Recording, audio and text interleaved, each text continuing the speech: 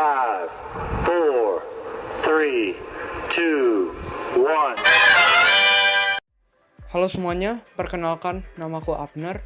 Dalam video ini, aku akan menampilkan kepada kalian semua teks rekon imajinatif karyaku sendiri. Jadi, semoga kalian menyukainya dan selamat menyaksikan. Inilah dia, kasih sayang yang mengubah hutan. Di tengah hutan lebat yang hijau subur di lereng Gunung Jawa, hiduplah seekor semut kecil bernama Tiko. Tiko baru berusia 2 minggu, setara dengan umur anak manusia berusia 7 tahun.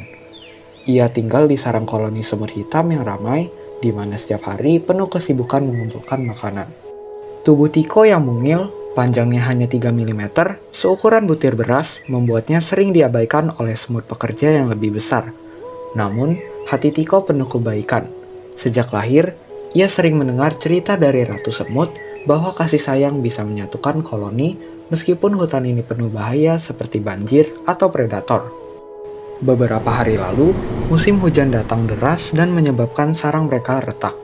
Berdasarkan data dari para ilmuwan hutan di Indonesia, banjir seperti ini merusak 20 hingga 30% sarang semut setiap tahun dan membuat ribuan semut kehilangan rumah. Bagi Tiko, bantuan kecil bisa menyelamatkan yang besar, tapi teman-temannya sering menganggap itu omong kosong. Suara hujan deras menggelegar, daun-daun bergoyang liar, dan aroma tanah basah menyelimuti hutan membuat Tiko semakin yakin untuk bertindak. Dengan tekad polosnya, Tiko memutuskan untuk mencari bantuan dari hewan lain di hutan. Ia percaya bahwa kasih sayang adalah harta karun yang bisa dibeli dengan usaha karena ia pernah melihat burung memetik daun untuk melindungi anaknya. Kemudian, pagi itu setelah sarapan serpihan daun, Tiko memulai petualangannya. Ia merayap keluar sarang menuju pohon besar di tengah hutan, melewati rumput tinggi yang bergoyang seperti ombak. Pertama, ia mendekati seekor kupu-kupu biru yang sedang hinggap di bunga berwarna merah cerah. "Kak, punya kasih sayang lebih tidak? Koloniku banjir dan butuh bantuan," tanyanya dengan suara halus seperti hembusan angin. Kupu-kupu itu tertawa ringan karena mengira Tiko bercanda. "Hah, kasih sayang? Aku sibuk menari dengan angin, nak. Pergilah sana," katanya sambil mengepakkan sayapnya yang berkilauan di bawah sinar matahari. Tiko tidak menyerah dan melanjutkan perjalanannya ke semak belukar di mana ia bertemu seekor belalang hijau yang sedang bernyanyi dengan suara nyaring.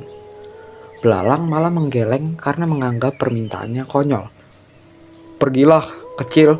Aku tak punya waktu untuk mimpi-mimpi seperti itu," katanya sambil melompat jauh.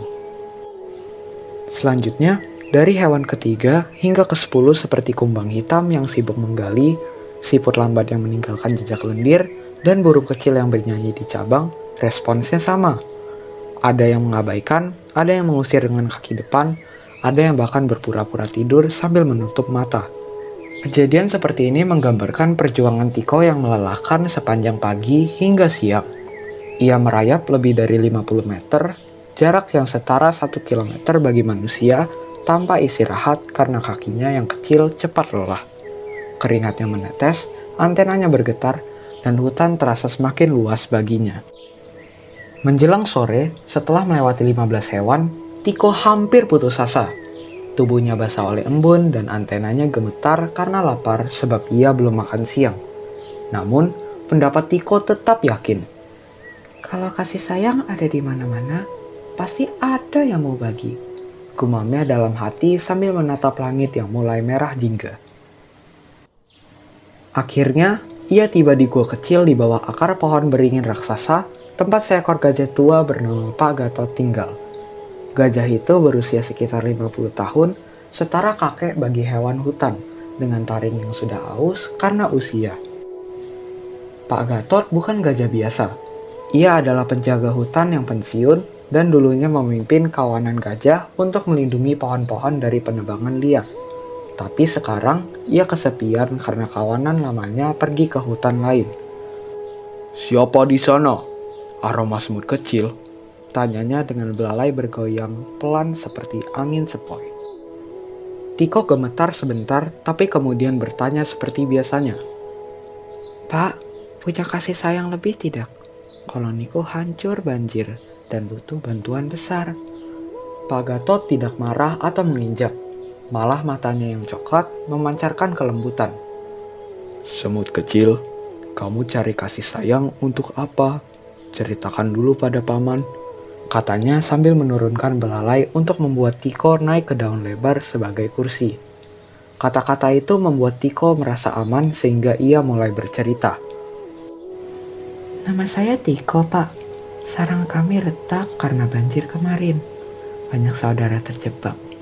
Dokter hewan bilang 40% koloni bisa mati kalau tidak pindah berdasarkan cerita dari burung hantu.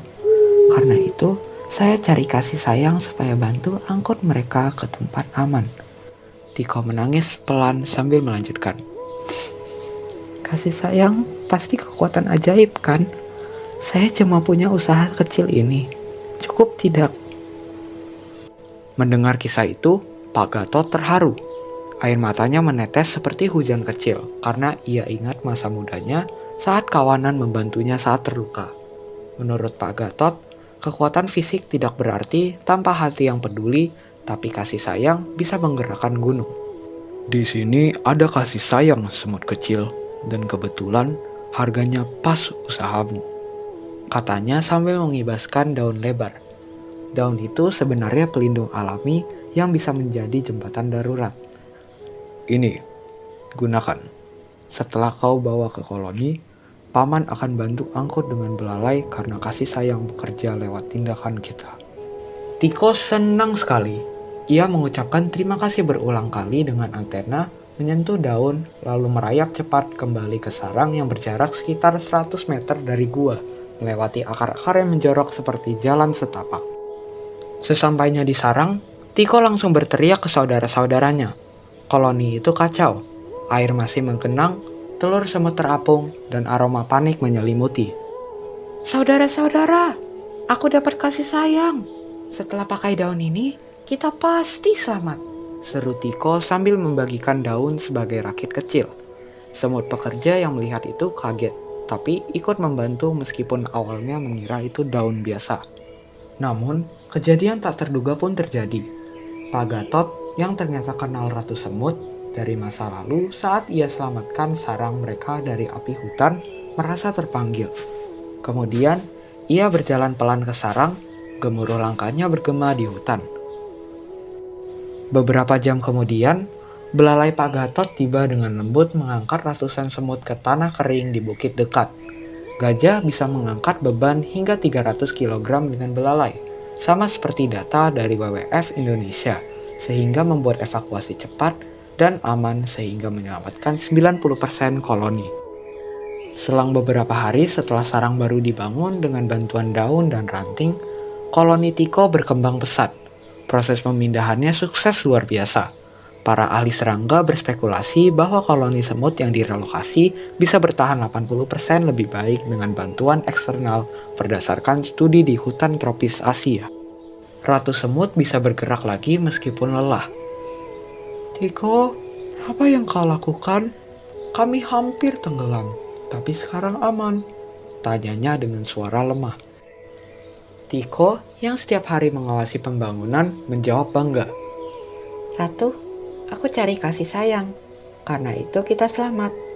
Pak Gatot datang setelah aku bawa daun ajaib itu. Ratu Semut tersenyum dengan mandibula. Baginya, keajaiban lahir dari keberanian kecil, sering lewat pertemanan yang tak terduga. Ketika musim kering tiba, koloni Tiko hampir kehabisan makanan. Stok biji mereka tinggal sedikit, hanya cukup untuk seminggu. Hal ini mirip dengan kelangkaan pangan di hutan yang dialami 40% koloni semut menurut penelitian. Bagaimana kita bertahan? Gumam pekerja panik sambil mondar-mandir. Namun, Pak Gatot muncul lagi dengan membawa buah-buahan segar dari sungai jauh. Aroma manisnya menyebar ke seluruh sarang. Jangan khawatir, Tiko. Ini balasan kasih sayangmu. Aku dulu kesepian, tapi sekarang punya teman koloni, katanya sambil meletakkan buah dengan hati-hati. Koloni itu girang dan Tiko memeluk kaki Pak Gatot dengan tubuh kecilnya, sementara burung-burung bernyanyi di atas sebagai saksi. Kisah Tiko mengajarkan bahwa kasih sayang kecil bisa menyelamatkan yang besar. Melalui kisah ini, kita dapat belajar bahwa harta karun sejati bukanlah emas, tetapi ikatan dengan sesama. Meskipun terkadang kita merasa bahwa harapan itu hilang, kita harus tetap yakin bahwa akan ada seseorang yang dapat membantu, sama seperti pada kisah ini. Akhirnya, Tiko tumbuh menjadi pemimpin koloni, Pagator punya keluarga baru, dan hutan itu hijau abadi berkat kebaikan mereka. Semua hewan di hutan mulai saling membantu, menciptakan harmoni yang abadi.